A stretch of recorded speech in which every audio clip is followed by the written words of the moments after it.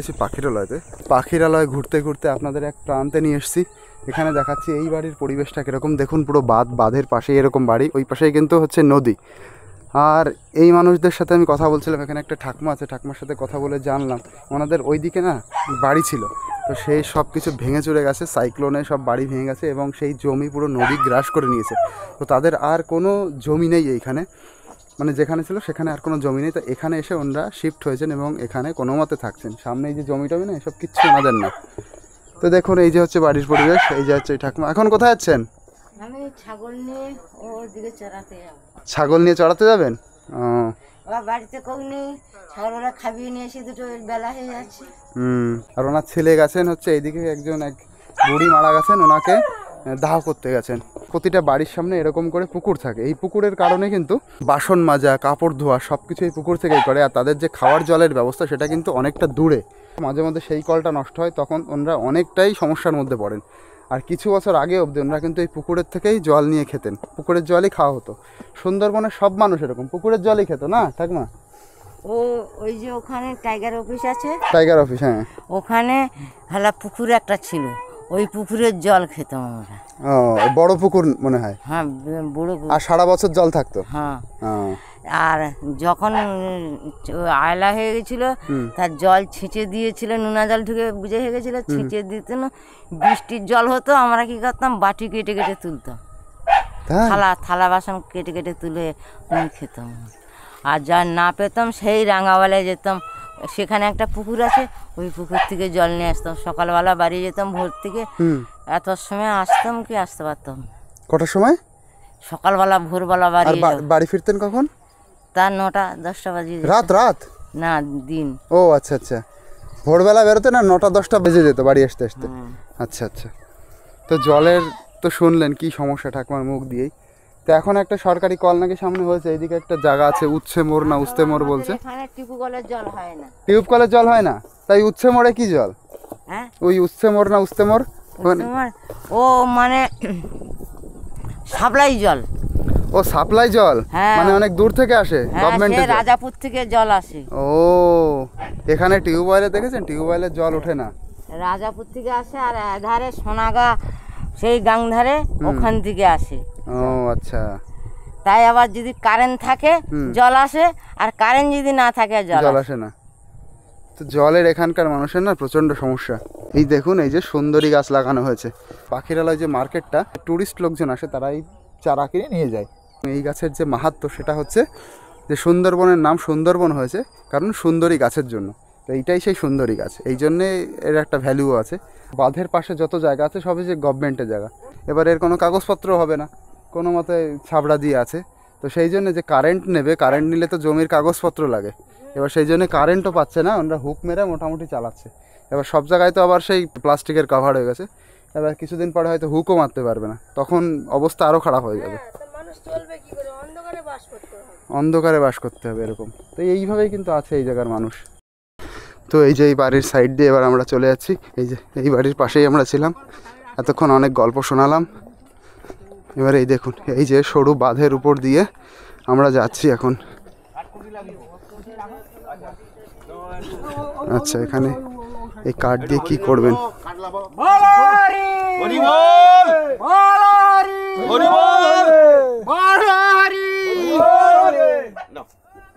আচ্ছা কেউ একজন মারা গেছেন এখানে, তাকে দাহ করা হবে, সেই কাঠ কিন্তু নিয়ে যাওয়া হচ্ছে। এই যে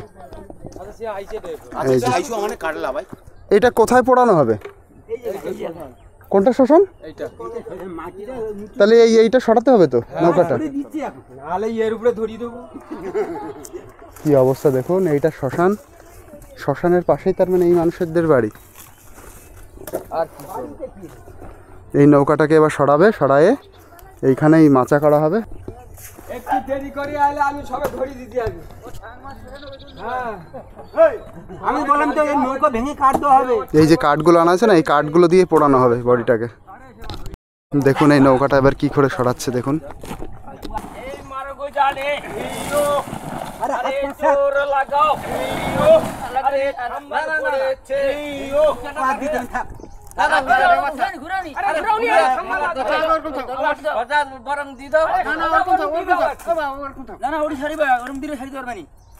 যখন সারিব তখন একটু পয়সা তখন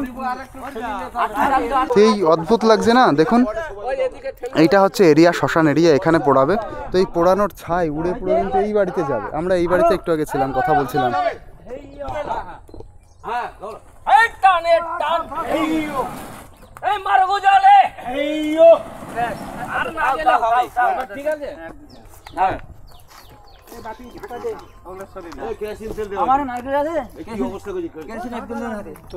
তো চলুন, এই যে আপনাদের মোটামুটি দেখালাম কিভাবে সবকিছু হচ্ছে, মানে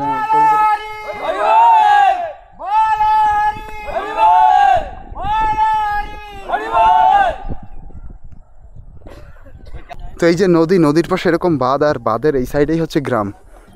এই দেখুন কত সুন্দর লাগছে না পরিবেশটা দেখতে। তো এই পাখিরালয় কিন্তু পুরো সুন্দরবনের মধ্যে সবচাইতে বড় ট্যুরিস্ট হাব হয়ে দাঁড়িয়েছে। কারণ পাখিরালয়ের পাশেই যে 3টে ওয়াইল্ড লাইফ স্যাংচুয়ারি আছে, সে 3টে পাশাপাশি এবং অত্যন্ত বিখ্যাত। তার মধ্যে হচ্ছে Sajnekhali wild life sanctuary, Sudhanyakhali wild life sanctuary, আর হচ্ছে দোবাকি। তো আপনারা যখন সুন্দরবন ঘুরতে আসবেন, মানে ট্যুরিস্ট যারা সুন্দরবন ঘুরতে আসে না, তো সুন্দরবন ঘোরার জন্য গভর্নমেন্ট কিছু জায়গা সিলেক্ট করে দিয়েছে যে এইখানে আপনারা যেতে পারবেন। তার মানে যে জায়গাগুলো যেতে পারবেন সেগুলো হচ্ছে সুন্দরবনের বাফার এরিয়া।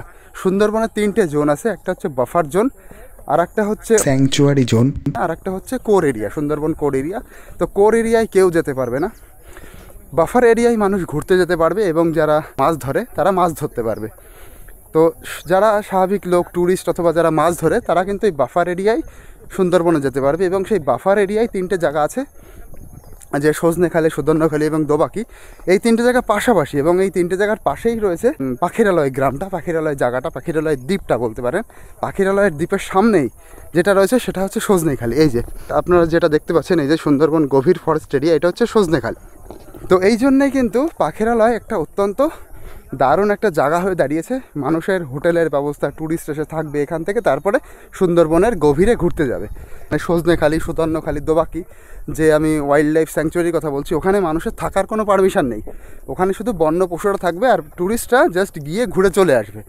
তো থাকার ব্যবস্থার জন্যে সবচাইতে বেস্ট জাংশন হচ্ছে এই পাখিরালয়। আর একটা ওয়াইল্ড লাইফ স্যাংচুয়ারি আছে, সেটা হচ্ছে ঝড়খালি।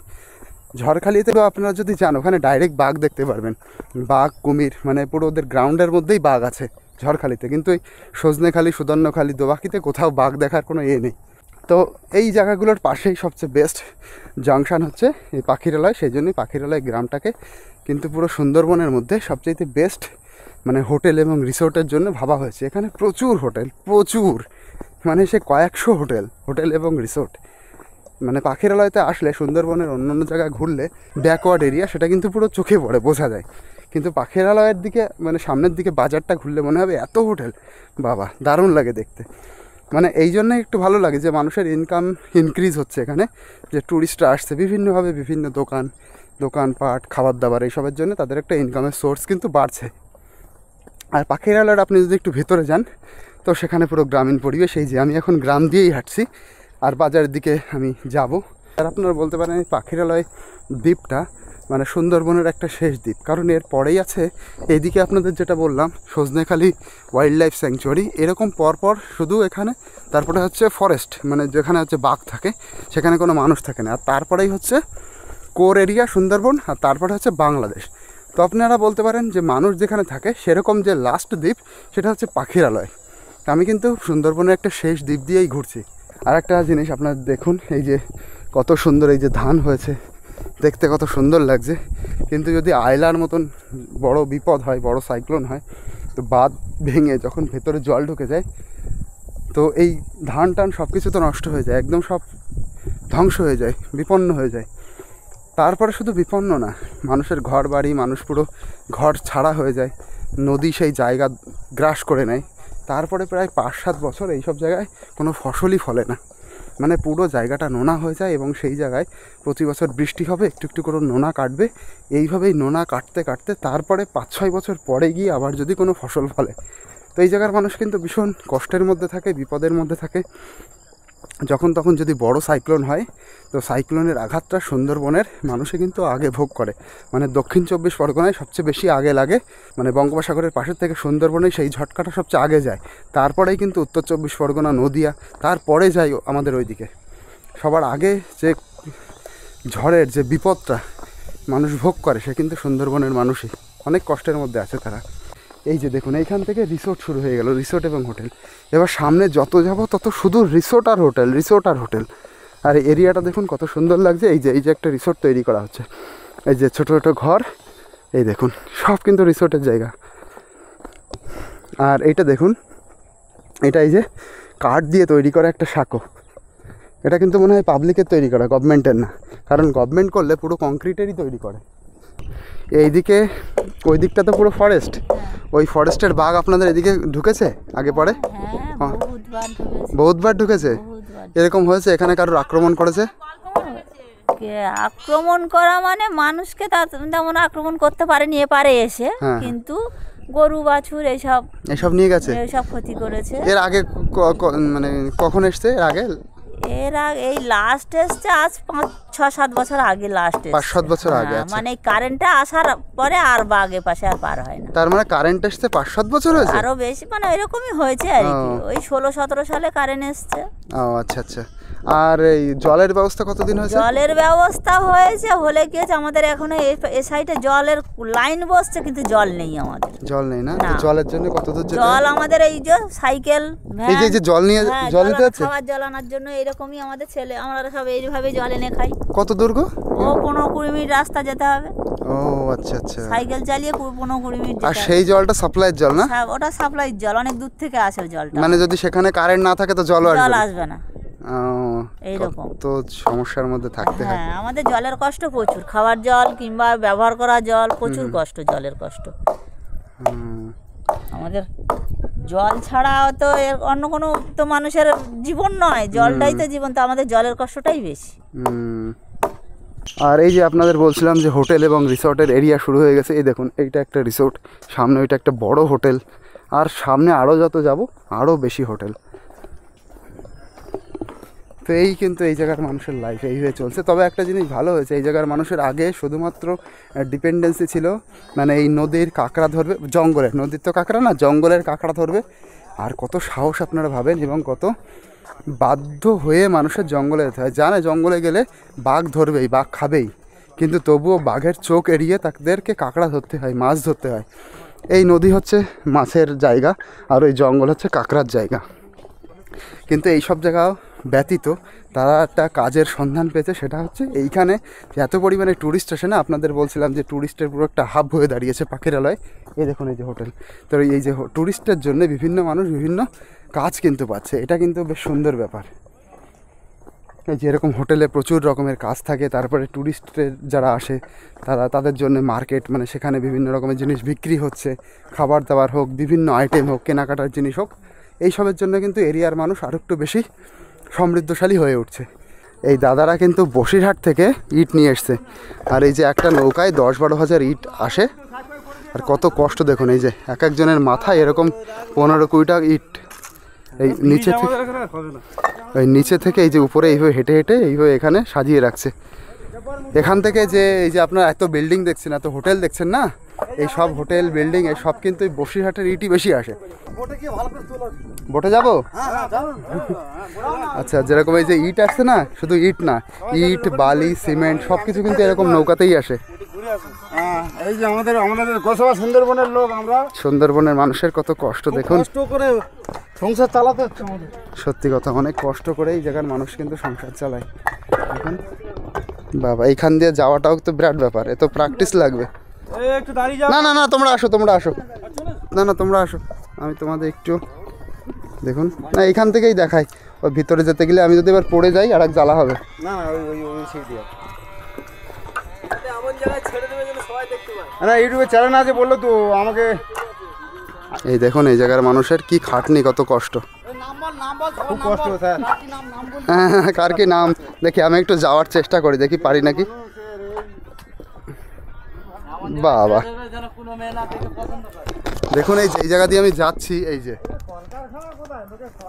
বাবা এ তো যাওয়া বিশাল রিস্ক। এই পড়ে যাবো পড়ে যাবো পড়ে যাবো, আস্তে আস্তে আস্তে আস্তে। না না পড়বে না পড়বে না, আমার তো অভ্যাস নেই। এই যে হচ্ছে এই দাদাদের লাইফ। এর মধ্যেই দাদা খাওয়া দাওয়া সব এর মধ্যেই না? হ্যাঁ এর মধ্যে খাওয়া দাওয়া, কিন্তু আমাদের সুন্দরবন জঙ্গলে জলের খুব ক্রাইসিস। হ্যাঁ, এর জন্য যদি আমাদের রাষ্ট্রপতি যদি কিছু করতে পারে তাহলে আমরা খুব খুশি হতাম। না সত্যি কথা, এই যে আসার সময় যে জলের কাকিমাদের খুব ক্রাইসিস, খাবার জলের। কাকিমাদের সাথে কথা বললাম না, আপনারা তো শুনেছেন জলের অত্যন্ত কষ্ট এখানকার মানুষের। জল অনেক দূর থেকে আনতে হয়। তো এই যে ইটগুলো বসিরহাট থেকে আনা হয়েছে, এই যে ইট না, ইট বালি সিমেন্ট অনেক দূর দূর থেকে আনা হয়। এই জন্য না ক্যারিং কস্টের জন্য ইটের দাম, সিমেন্টের দাম, তারপরে সব কিছুর দাম বেড়ে যায়। এই একটা বড় কারণ, ক্যারিং কস্টের একটা যথেষ্ট দাম আছে। ডিজেলের এই বোটগুলো চলে, আর বোটগুলো দেখুন কত চওড়া আর কতটা ডিপ। 12,000 ইট এর মধ্যে ধরে যায়, আপনারা জাস্ট ভাবুন 12,000 ইট। এই ইটগুলোর কেমন দাম দাদা? 11,000 টাকা। 1,000-এর দাম 11,000 টাকা। এই পাড়ে 11,000, আর ওই পাড়ের দাম কত?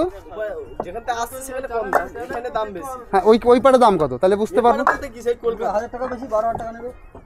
ও 1,000 টাকা মতন বেশি। হ্যাঁ তো ধরুন এই যে ক্যারিং কস্টের জন্য 1,000 টাকা বেশি পড়ে এই জায়গার মানুষের।